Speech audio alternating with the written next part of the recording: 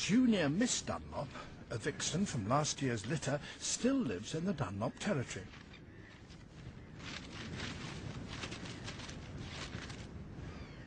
It's not unusual for related females to hang around the family home.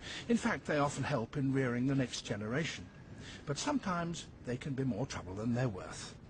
Mr. Dunlop, half blind and rather weary, is tuned to respond to any fox begging for food.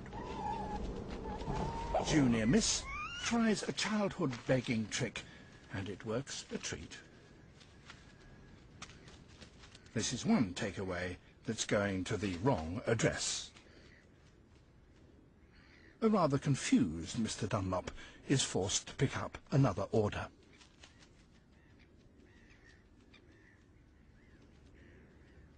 This time he delivers it straight to Mrs. Dunlop's door. But she's too busy to hear his calls. Instead of waiting, Mr. D heads off, for he has another demand to meet. In another pile of tires, he has a second partner.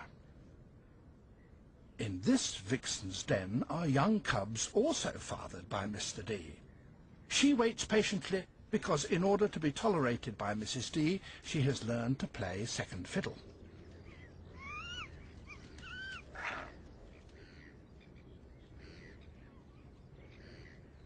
It's almost unheard of for a fox to raise two families at once. It's extremely demanding.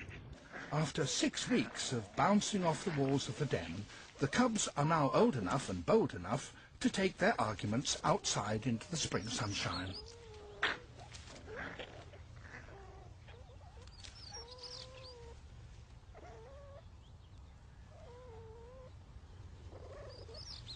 The young foxes have established a pecking order. Those that are strongest will get the food first. Although now taking some solids, being top fox means getting the best feed from mum and a head start in life. A favourite mattress provides a comfy bed for Mr. D. At last he finds somewhere to put his paws up.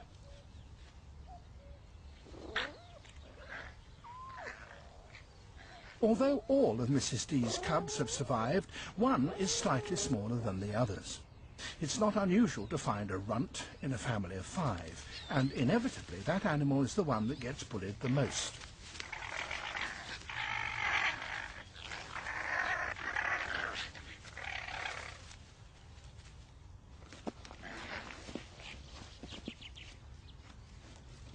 The smallest cub will be the first one to suffer if there's a shortage of food. But in a healthy family, he has a pretty good chance of survival, and help is at hand. Junior Miss, the resident female from last year's litter, has put down the papers and now assists in the cub rearing. The tables are now turned as the cubs nag her for a meal. It's not unusual in fox families for related females to bring food and play with the cubs. They have a genetic interest in the survival of these close relatives.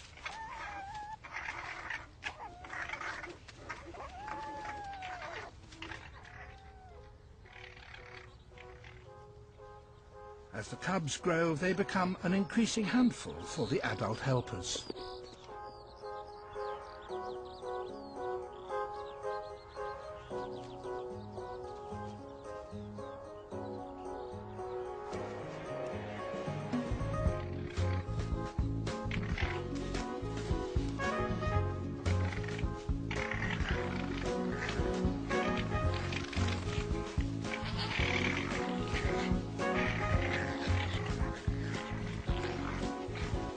Sometimes, to keep them under control, even foxes have to resort to babysitting.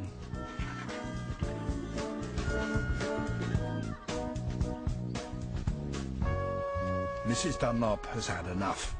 It's her turn for bed.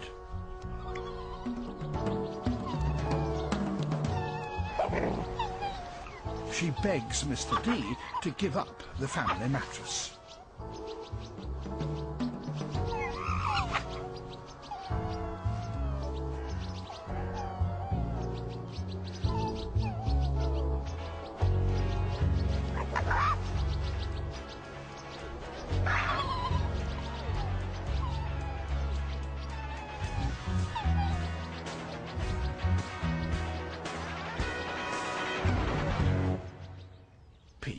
at last.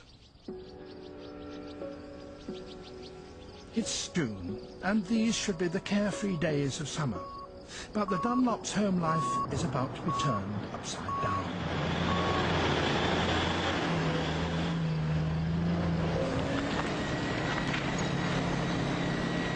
Mr. Dunlop and the cubs are about to be evicted. The tiles that have been the family home are needed elsewhere on the site.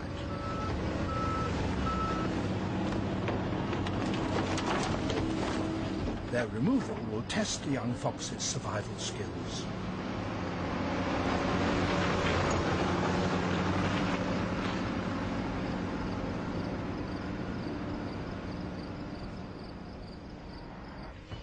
At this time of year, parents force cubs from all over the site to leave home. Many move into the grasslands on the edge of the landfill.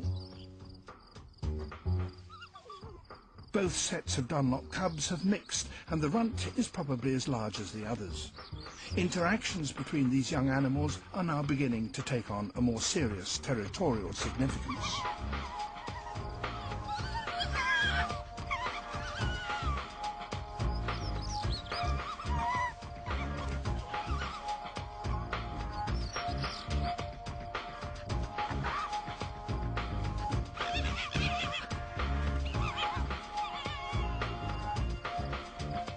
Adults still occasionally bring food to the cubs, but self-sufficiency is becoming increasingly necessary.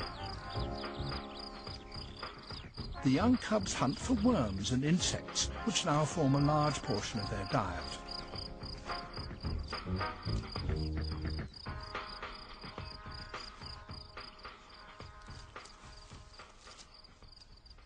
House crickets only live on warm ground, and the dump suits them remarkably well because it's heated by the decomposing rubbish below. But even such a tiny conquest brings out the cubs' competitive streak. They're learning that it's probably best to hunt alone.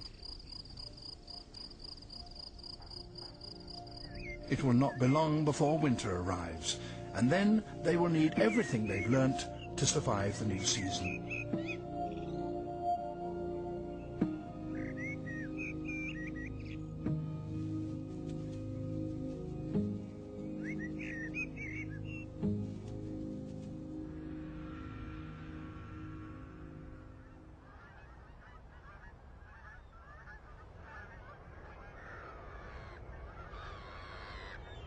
Once again, the gulls have returned, their numbers swelled by birds escaping the even colder climate of northern Europe.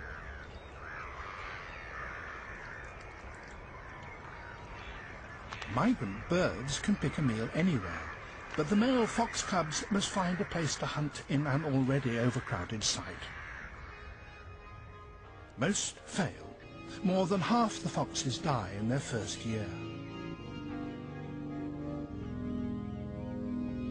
For the foxes that do survive, the outlook is good.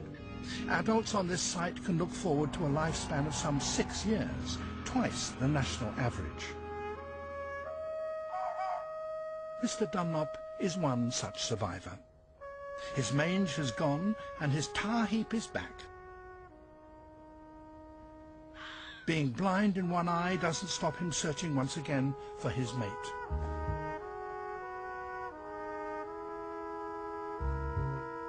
But this isn't Mrs. Dunlop. Mr. Dunlop is shadowing Mrs. Number 2.